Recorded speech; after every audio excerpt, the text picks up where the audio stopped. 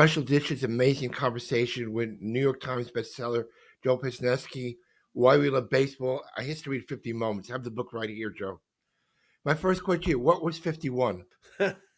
Yeah, well, there are actually more than 50 moments in here. I squeezed a whole bunch of other moments in here, but I left a bunch. I left a bunch on the table. One that I imagine would be very close to your heart is I did not, even though I wrote an essay about it, I did not actually get Mike Piazza's That was my 9/11. second question. Yeah, yeah, I did not get that in I'm there. just curious. We had a lot of great stuff.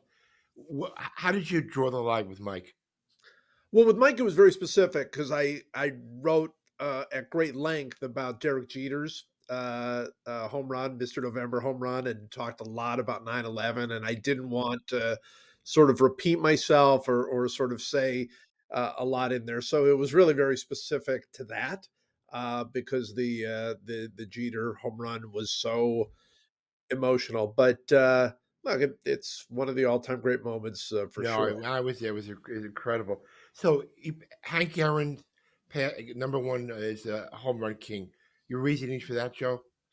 Yeah, that was a bit of a tough one. I mean, I think most people probably, when you say what's the greatest moment in baseball history, would talk about Jackie Robinson, That was two, right? And and Larry that was Doby. number two, right, where I talked about Jackie Robinson and Larry Doby and sort of the continuation. The different dates, right, right. Yeah, yeah.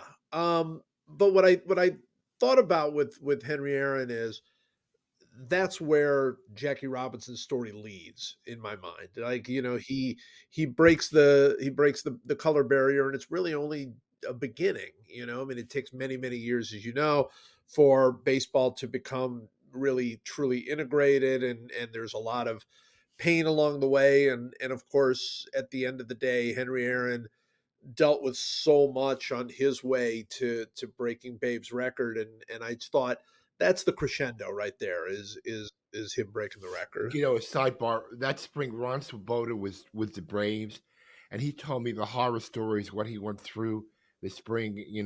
And I mean Ron. And he was only there for a little bit. I think through May, but he just Right. told me all that Henry was going through and everything. And three, I thought was a not a surprise, but an unusual one. Jason Hayward's clubhouse speech after in the end of the World Series in 2016. Yeah, I what I really wanted, uh, I felt like the Cubs winning that World Series. It's so recent that it's kind of hard to sort of, when we think of all time great moments, we think of the shot heard around the world and Willie Mays catch and everything, and it's not been long enough for that incredible Game 7 and the Cubs finally winning the World Series for to really sink in.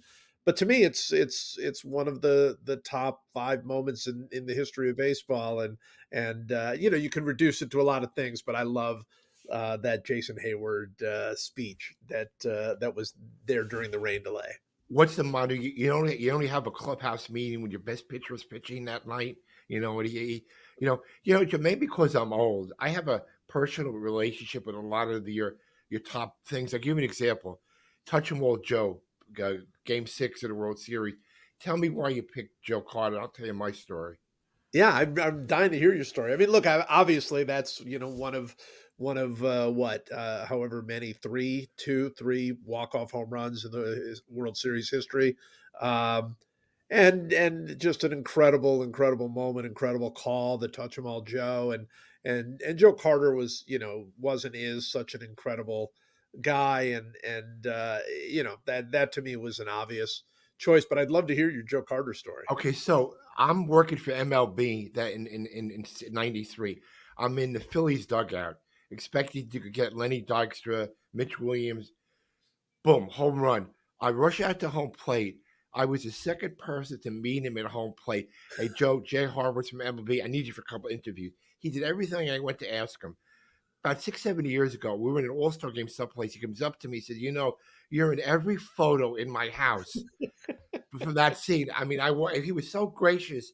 As soon as he touched it, Joe, I need you right away. I didn't give the poor guy time to celebrate. But It's so great. the other one was what was the Eckersley. I don't believe what you just seen. It was Joe Buck's call. Sure. I have a story Yeah, with yeah. that one too. Yeah, yeah. No, that's my favorite because it's Jack Buck and Vin Joe Jackbuck, Scully excuse me. each having, legendary calls for the one Kirk Gibson home run off of Yeah. Eckersley, and so I break down a little bit of both of those calls, but again, love to hear what your connection So is. again, I'm in the Oakland dugout trying to get Eckersley working for MLB. So when he hit the home run, I had to run over to the Dodger dugout, wait in line for Gibson. I didn't get him right away. I mean, that was it's probably like the scene from The Natural. Joe Hobbs comes up to with one leg, but those are two. And we have something else in common. In your other book, Baseball 100, Willie Mays was number one, right? Yes. I idolized Willie Mays, and I can remember the catch is one of your things. I was watching the game with my dad, and he went back and made the catch. And all these years, for me, the throw was more remarkable than the catch. And one thing I enjoyed, that was the only out Don Little got in the game. We got That's big right. words. And he came in to sell Leo DeRoche. I got my man, right? Yeah, it's one of my all-time favorite stories, there is that, manager comes over to him and he's like, "Hey, I got my man." I mean, it I, was that the that game Dusty Rhodes won in extra innings? I forget. I mean, yeah, he had a Dusty home run in Rhodes. it.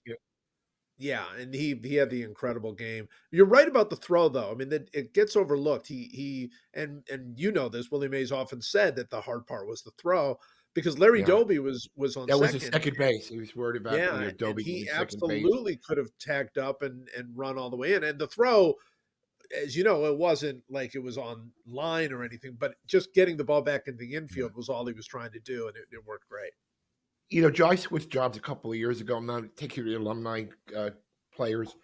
And one of the things I'm probably most proud of or happy was that we retired Willie's number 2 years ago. And honestly, we got some flack for some media people. He only played a year and a half. He hit 216. He dropped the ball in the World Series, but he was so much more than that, And Steve Cohen understood that. He fulfilled the pledge from the patient to retire his number, and Willie was really thrilled with that. I mean, and what he meant to the game, don't you think? I mean, Oh, no question. I'm so thrilled, and you were such a big part of that, and it was so important. Not only, I mean, look, you're right. He was not with the Mets very long, but he was with the New York Giants for years. I mean, you're he was right, right. such an important part of New York baseball, and you think of Mantle, Mays, and Duke Snyder in that stretch of time, and all in the heart of New York City. Uh, Obvious, to me, it's an obvious thing, and I'm so glad that you were able to do it. And people who push back were just wrong. They were just wrong. It really meant a lot to him. And what I wanted to do this week is the 50th anniversary of him retiring from baseball. We said goodbye, America. And Yeah. unfortunately, he's not healthy enough to come back. And we had Cleon Jones and Ron Hodges and Felix Beyond from the '73 team here, to do that. But so really all of the topics I picked out, I have a Mets tie-in. What most unlikely home runs, right? Yeah. I was there for Cologne. Uh, I was there for Rick Camp. Let me tell you, where you go into the. So it's the 18th inning. I'm sitting there in Atlanta with Joe McIlvaine, haven't eaten anything about 8 hours. We think we have the game won. Gary Carter's telling the infielders to come in. I see Danny Heap going to. I said, "Oh my God, this is going to be a freaking home run!" It was unbelievable. I mean, that was an easy one for you to pick out. Oh, absolutely. Well, that I love that. I mean, it's July 4th, and like you say, the game goes on in 18 innings. There was a rain delay right before the game Right, even right, started, right. so the game started late, and then it's in the 18th inning, and Rick Camp comes to the plate, and Dale Murphy had one of my favorite lines in the book, where he said, people thought that Rick Camp couldn't hit, but we were his teammates and we saw him in the cage every day and we knew he couldn't hit. I mean, it was like that's how It was bad that a guy hitter. we got 5 runs the next game, but Atlanta got three, and and Darling, pitched the last Pitched that and got Rick Camp to end the game, yeah, which is the yeah. way it should have gone in the first place. You- Just a great part of baseball history. and I wasn't there for Al Weiss's home run in the World Series, but for me, that's a testimony to how Gil Hodges managed. Speaking to the 69 guys, you utilize everybody in the roster. So Al comes up at a big spot in the World Series. ties the game in Game 5. Yeah, and just an incredible moment. But he actually had a couple of like Yeah, he very big did. moments Right. that year against the Cubs in that big series against the Cubs. He had a couple of of huge hits. He had, I mean, they couldn't get him out in that series for some reason. And obviously the home run was incredible. Can I one bone to pick with you in an unforgettable catch, or how did you title it, Joe? I forget. Backhanded catches, Barehanded catches. barehanded catches. David Wright in San Diego, third base. Do you remember? I I do mean, Kevin, remember this. Wright, former Met, but did you remember that one at all? I did. I did remember. That's an incredible play. I mean, it's when you list it down to five, it's tough to get everything in there. But yeah, I mean, and what a player, by the way. I mean, and you got to see him from beginning to end. I mean, when you think about David Wright, don't you think that's a guy who, if he could have stayed healthy, if a couple of other Yeah, things Hall could of have gone, Fame. that's a Hall of Famer, right? Yeah, no offense to Scott Rowland. I mean, to me, he's better than Scott Rowland. And he had the back issues, the neck issues. Yeah. I don't know if you ever had any contact with David, but as good a person he is, as good a player he was, 7-time All Star. He's a hundred times, better person. You Yeah. know, Yeah. I loved your section on the meltdowns. Dave Kingman. I can tell a story. I actually roomed with my house for a summer and didn't have a place to live. Wow. And you tell him about that one first. Well, I mean, that's the Tommy Lasorda of the famous meltdown after Dave Kingman hit 3 home runs, and a reporter sort of asked him, "What did you think of Kingman's performance?" And you can go on YouTube if and Yeah. either get the not safe for work version of it, or the beeped out version. But it's hilarious and wonderful in every way. And I was there for the Mike Piazza, Roger Clemens thing. I was never so mad in the press box when I saw that because, and listen, I Mike owned Clemens. I mean, I think he had 2 grand slams off him in a year, and we said the explanation was that he thought it was a ball and he threw the bat Yeah. at him. I mean, crazy. I mean, No, absolutely. what's your feeling? Go ahead. I'm sorry, Joe. No, I mean, it's to me, it's like, and I this is how I write it, but we actually, in a World Series game, we watched a pitcher throw a bat at a player, and Yeah. it's still mind blowing that it's not something that people talk about. I mean, he didn't throw Clemens out of the game. I mean, it was Or Mike should have gone and had a fight and get suspended in the series.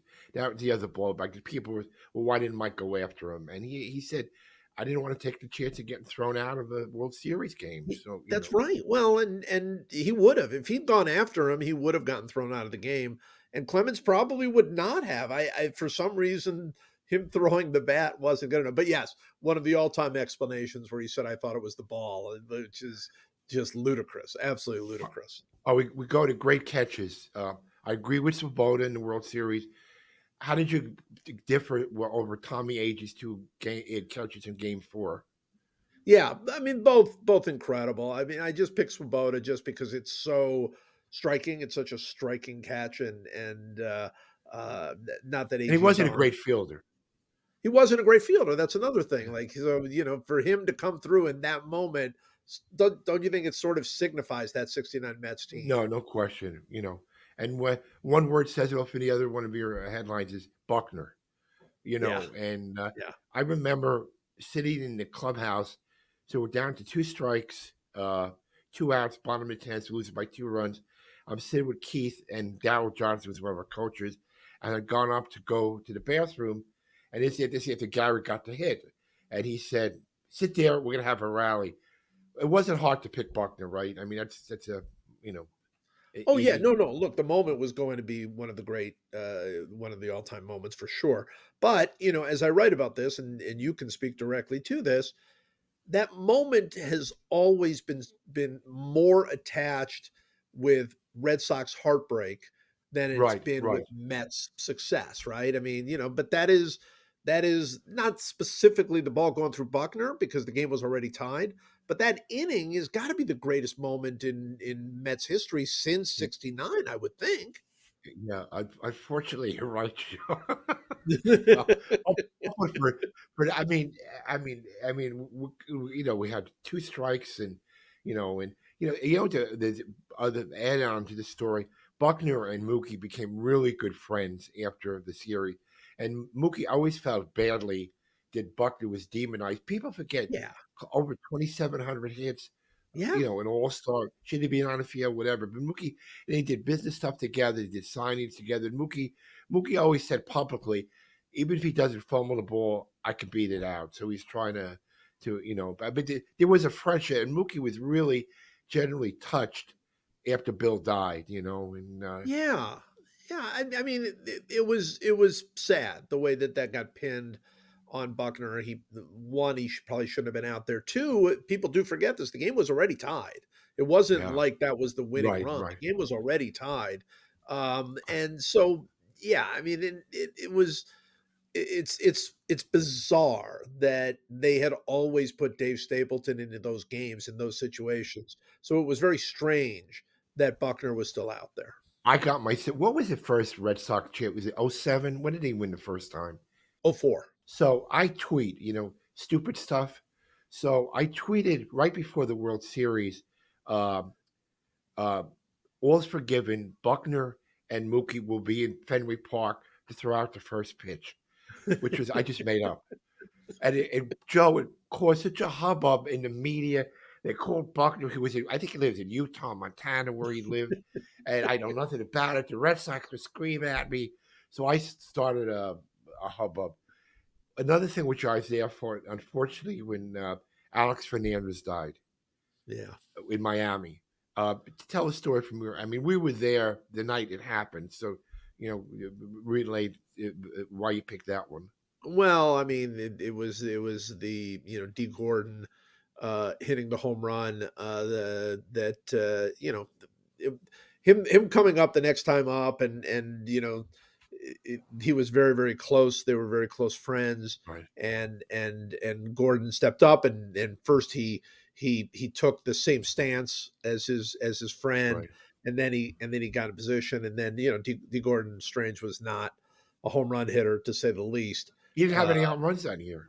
yeah, yeah, Yeah. and then he hits the home run, and I mean it's so emotional Oh, and sad but beautiful. And there are a lot of moments to me in baseball history that are like that, that are just they're so touching because they sort of border on sadness and tragedy, and it's this triumph, and obviously that's one of the most beautiful moments ever. a lot of people think, and I don't think it is known how much of a competitor Bartolo Colon was, that he grooved the ball for him. I don't think that was the case. I think it was, like remember in the 9/11 game when the Braves and when we embraced, that we're not when it met before. I think it was one of those moments that I don't think Bartolo would have purposely grooved the ball to him, but it was sitting in the press box. I just can't believe this happened. You No, know, I don't think he grooved the ball to him, but I think he was definitely going to throw him a strike. I mean, and right, Bartolo, right. of course, had at that point incredible control. He was going to throw him a strike. I mean, he was going to challenge him. He wasn't going to walk him in that situation. Yeah, it was just an Um, amazing moment in the press box. I'm a big Giant fan. Shot heard around the world. Russ Hodges call. Great selection on my part. Your part. Yeah, yeah, it definitely had to be in there. That I've seen that Russ Hodges and listened to that Russ Hodges call a Yeah. million times, and it's very very funny that Red Barber hated that call. He always said that call was unprofessional, right? He's because he was such a it was so much of a fan and screaming and yelling. Um, but Red was wrong. I mean, Red was the ultimate professional. He had his own call of that home run, but it's the Russ Hodges calls that goes through history. Ralph Branca was Bobby Valentine's father-in-law was Ralph Branca. I got to know Ralph a little bit through the years, and and he he and Bobby had a great relationship. I guess Yeah, Bobby's been on record. Giants had a sign stealing thing going. right. Bobby was on record. He didn't know the pitch was coming, supposedly, but I think the Giants were 55-17, what you wrote after a certain point, and they came back. and we won the game. But I mean, whether he did or not, it was still one of the one of the great calls. Oh, Uh, it's unquestionably one of the all-time moments, and what I always liked is you're right. Ralph Branco and Bobby Thompson had this incredible relationship, and they traveled the country together and did card shows together and various other things, made appearances, and very, very much, had like almost a brotherly relationship. yeah, But you know this, Ralph Branca's pretty certain that he knew what pitch was coming. Like yeah, they had that Stein stealing system that they used, throughout their comeback of the Dodgers. And Bobby Thompson always insisted. Now I didn't know what was coming, but Ralph Branca just kind of smiled and just kind and of like, he yeah, took, he was just a gentleman. He with no yes, animosity. He didn't, no, I mean, what a way to lose a game. Winning 4-1 going into the ninth inning, and one of my favorite Giants, Don Mueller, the Mandrake, the magician, yeah, got knocked to the first run, but it was crazy. Two more home runs I wanted to, unfortunately weren't included in the book. Darryl Strawberry's home run in Montreal when he hit the roof, and oh, in '85 when he hit the clock in the 12th inning to beat. We had a big game with the Cardinals. Were those considered all? There's so many, Joe. I know. yeah. There's so many. Yes, I mean, look, I love Daryl Strawberry, and I still think you saw it a million times, so I mean, I'd be curious to hear what you think.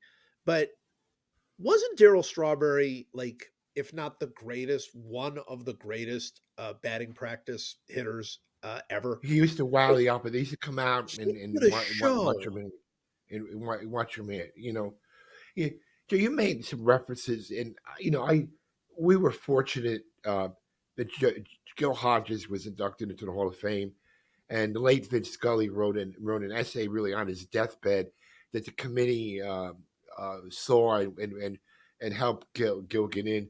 But the stuff with Jackie and the embrace with Pee Wee Reese we talked about, that I didn't realize how big a part that Gil was to helping Jackie, acclimate himself. Like Pee Wee Reese was the guy on the left side of the infield, right side of the infield, and Gil was Yeah. the other guy. But it was just warming all the stuff with Jackie that you have in the book and what he did, and really, Gil 35 times on the ballot didn't get in, and finally, thanks to Vince Scully and Joe Torre was on the panel, helped him get in. That and so much of in your book involving Jackie, and character does mean something. All these Sure years, it does. Gil, didn't get in, but thankfully he's there now. Yeah, it was so wonderful to see him get in. That was a wonderful, wonderful class. Of course, my great friend Buck O'Neill went in that year. Right. Tony Oliva went in that year. But Gil Hodges, I mean, nobody ever said a bad word about Gil Right. Hodges, right? I mean, he was Was a such war a hero. hero, family Yeah, guy. right. And I mean, like, probably more stories about people in Brooklyn just like talking to Gil Hodges on the street than any other Dodger player. I mean, he was a part of the community, and then of course goes to LA and was part of that, and then what he does with the Mets. I really think, and it's great to see him. I connect him and my friend Buck O'Neill in this way. I think the Hall of Fame has never been as good. The voters, and I'm one of them, have never been as good at looking at a life in baseball rather than looking at specific things. Was he a good enough player? Was he a good enough manager? Here's a guy whose life in baseball, and of course he died much too young, but his life in baseball with the Dodgers and then managing the '69 Mets, that's a Hall of Fame life. And it's a shame it took so long for it to happen. You know who you mentioned too, Joe, and I was over at Hinchcliffe Stadium about 2 months ago where Larry Doby played, and he kind of gets overlooked with the Jackie Robinson stuff, right? I Yes. mean, what he did, Yeah, I write a lot about that. I mean, here's the thing about Larry Doby. He went through the same sorts of things because, as you know, in those days in particular, the American and National League were completely separate. So for him to be the first in the American League, he went through exactly the same things. That was the first time any of those teams played against somebody who was African American at that time. But more to the point, Jackie like was ready for the moment. He was older. He was already famous. He was famous in college for being a football player, track star, basketball player. He went through. He was in the army. He went through the whole issues. Where he was court-martialed and he fought the court-martial. He was a famous person already, and he went to the minor leagues and he dealt with everything he had to Right. deal with then. Larry Doby had none of that. Larry Doby was much younger.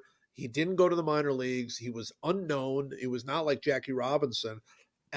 One day he was on the Newark Eagles. The next day he's on Cleveland, and he didn't get the opportunity to sort of be prepared for the moment the way that Jackie Robinson was, and yet he's really struggled. By the way, his first year was a real it was a really rough year. But he triumphed over that anyway, and I don't think that story gets told enough. You know what they're trying to do, Joe? I saw Mayor Patterson where Larry was from. They're trying to get like the Iowa game, the Field of Dreams game there Yeah. to honor the from the Negro League, and that's what their goal is. They're renovating the stadium. It was I got to congratulate you. Which was your first New York Times bestseller? Was Patton? Was it Paterno or Baseball 100? It was Paterno was my first bestseller, and then I've had this is my third since then. I've been really lucky. Well, it's an honor. I mean, I read the book section every Sunday. They get it on a couple of times. It's great. Hey, I had to tell fans, you know what's about this? It's an easy read, Joe. You don't have to do it at once. It's very readable. Great stories, human interest of any baseball fan, and I'm old enough, Joe, to find a Met connection with everything you wrote in this book, Joe. I love Just so that. that I'm going through the stuff. I said, well, I was there. I was there. I was. I can still remember in Atlanta. I was getting ready to eat, and I said, I can still remember. Danny keep going to left field. Oh my God, this guy, poor Tom Gorman hasn't lived that down all these years. But hey, Yeah, listen, yeah, that was a all the moment. best with the book. It's a great read. People should get it. And again, thank you for your time, Joe. Appreciate you. Oh, absolutely. Thanks, Jay.